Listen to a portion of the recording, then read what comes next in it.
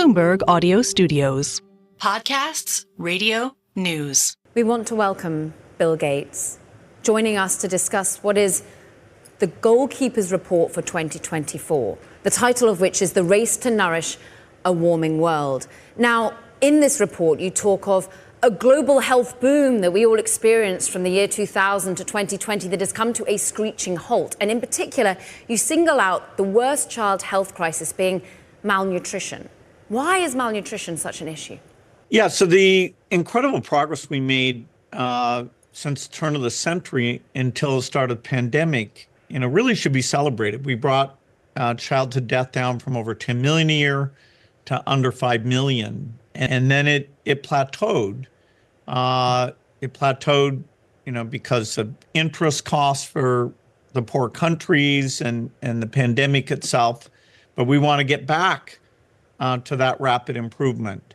We do need to make progress on malnutrition to do that, because if you don't get the right food when you're before you're born and in your early years, your brain and your body never develop. And so your mental and physical capabilities are far, far short of what they should be, which is not only a tragedy for you, but your country, where the young people is the key driver for their economic growth.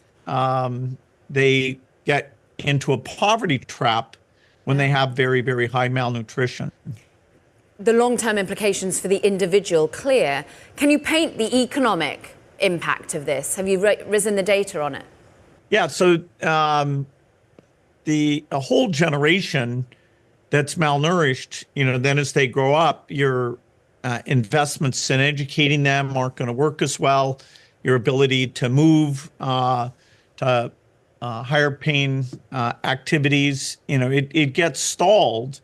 And without that engine of productivity, you don't get the tax collection that lets you put even more into the school system. And so that's where you get trapped, particularly in Africa, where the conditions are challenging. The population growth makes it more challenging. And then climate change, which is affecting the ability to grow food, is its most negative effect, particularly near the equator in poor countries.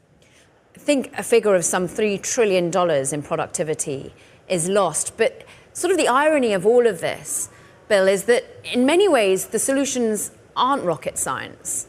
It's about giving prenatal nutrients to mothers in the form of but a bit of folic acid or vitamins to be enriched. What else could be done, though, to more seriously impact and reduce this malnutrition?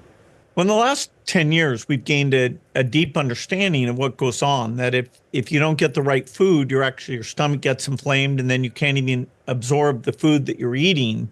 And that's partly you're not getting the right vitamins. We can help with that by making sure that during pregnancy, your mother gets those vitamins, and then later that the foods you eat are fortified in the right ways, and that can be done very inexpensively. And so cheap solutions that are ready to scale address almost half of this problem. And then we have a pipeline of innovation that'll go after the rest of it. But it's clear what we need to do to enable these kids to achieve their potential.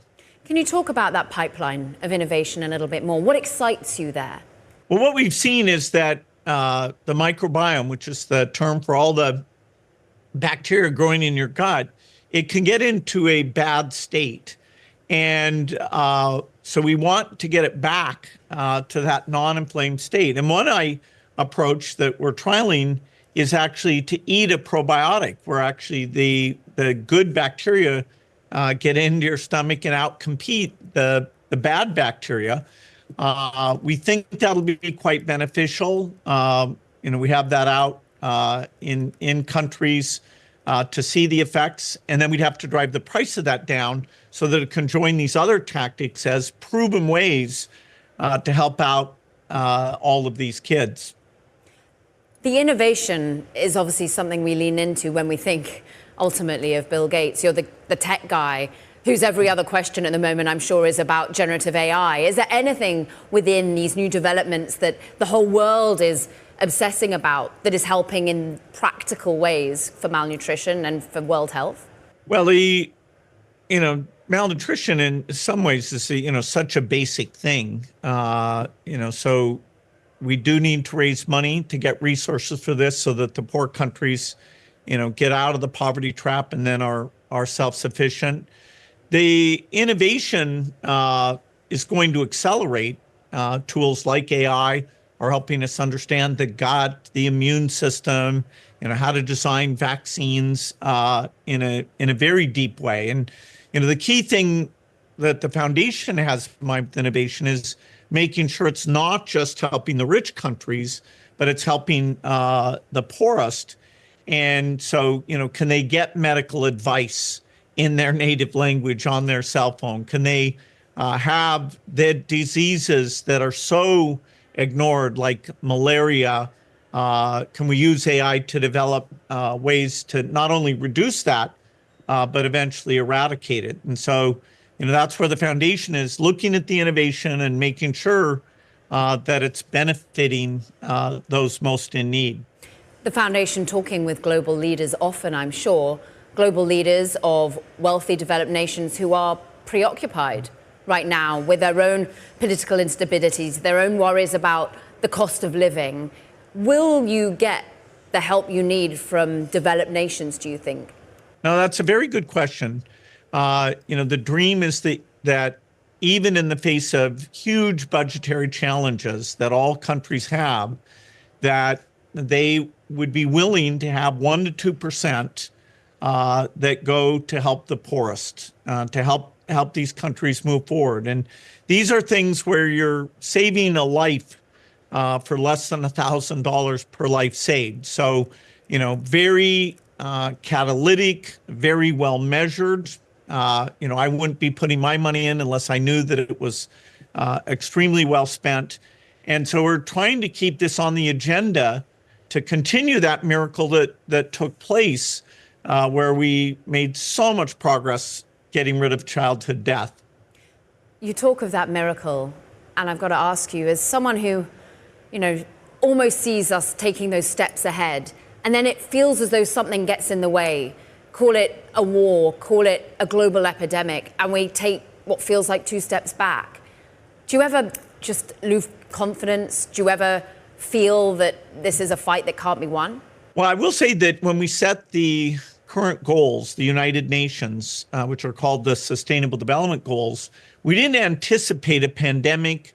We didn't anticipate the financial difficulties that the African countries would find themselves in, paying more in interest than they can for health and education. And we didn't anticipate the wars that have broken out, both Ukraine and several others, including the Middle East. And so the goals we set for 2030, you look back and, it feels a bit naive, but, every life saved really counts. Here we're talking about millions of lives.